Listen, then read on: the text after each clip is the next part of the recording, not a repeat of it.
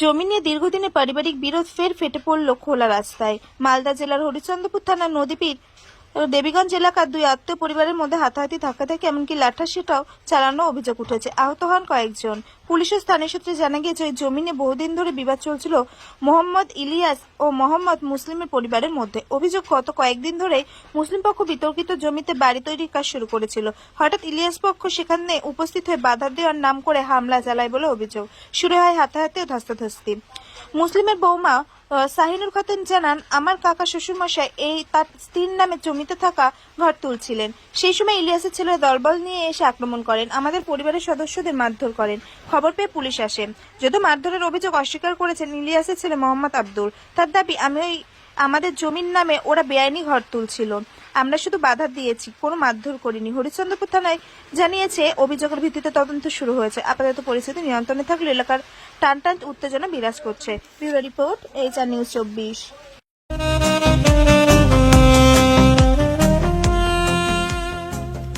সর্বস্তরের ক্রেতা বন্ধুদের শুভ কামনায় বাবা লোকনাথ বাইক পয়েন্ট। আমাদের এখানে যে কোনো কোম্পানির বাইক ক্রয় এবং বিক্রয় করা হয়। অবশ্যই মনে রাখবেন, ফাইন্যান্সের সুব্যবস্থা আছে।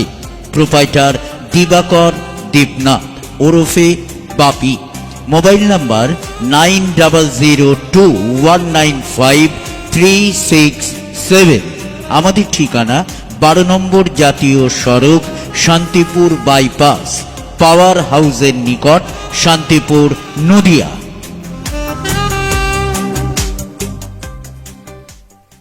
ওরা কোনো মারপিট টারপিট কোনো কিছু হয়নি। ওরা রহমতপুর থেকে এসে এখানে আমাদেরকে মেরেছে, আমার বাবাকে মেরেছে।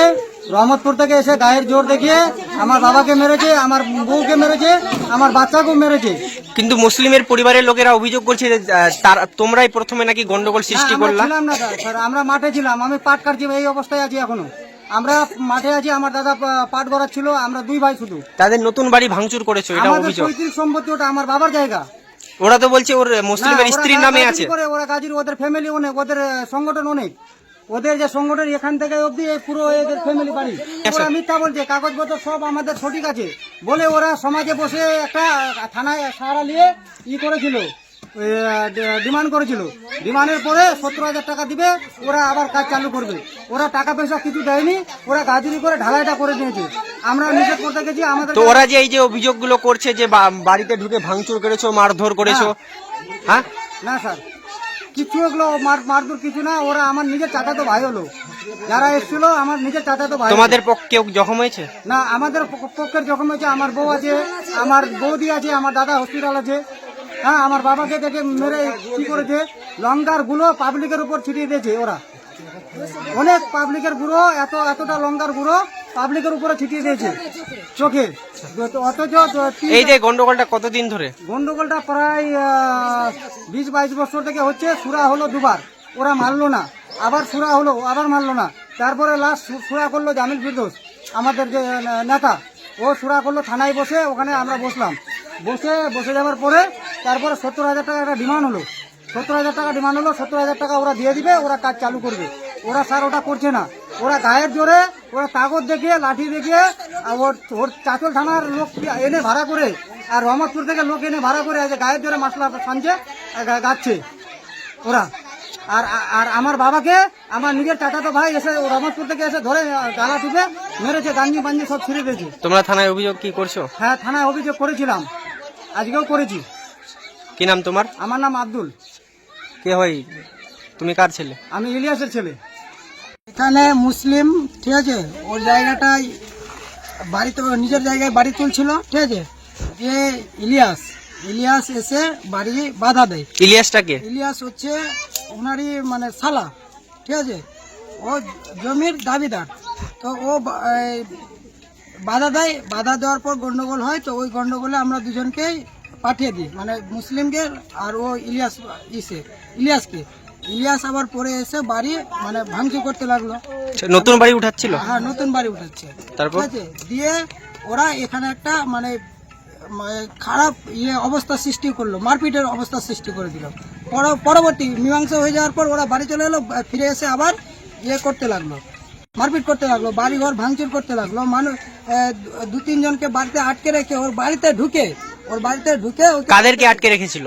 আটকে রেখে ওনার মুসলিমের শালাকে সালিশ বেটাগুলোকে ঘরে আটকে রেখেছিল? ঘরে আটকে মারতে চেয়েছিল। ওদের নিজস্ব পজিশনে চড়ে ওদের নিজস্ব জায়গায় ঘরে ঢুকে। এইটুকু। তো কজন জখম হয়েছে? জখম হয়েছে 3 জন। পুলিশ এসেছিল?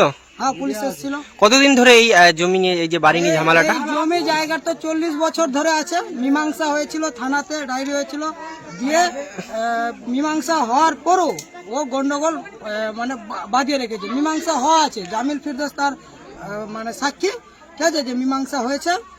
এবং বলছিলাম যেখানে বাড়ি তৈরি করছিল, যে বাড়ি তৈরি করছিল জায়গাটি কি ওর নামই আছে? হ্যাঁ, যে বাড়ি তৈরি করছে ওর নামে জায়গাটা রয়েছে।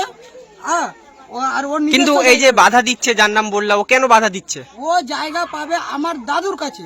আমার দাদু এবার নাই তো আমার বাবাদের কাছে, অর্থাৎ হামেদার 4 ছেলের কাছে।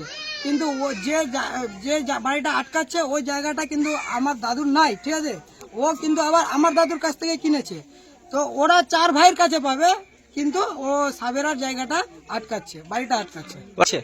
হ্যাঁ, অবশ্যই প্রভাবশালী আছে এবং কি ক্ষমতার জোরে তারা মানে এগুলো সৃষ্টি করতে চাইছে। পুলিশ এসেছিল? পুলিশ এসেছিল। থানায় অভিযোগ করেছে? অভিযোগ করেছে। কি নাম আপনার? সাজ্জাদ আলী। কে হয় আপনার? আমার কাকা হয়, মুসলিম।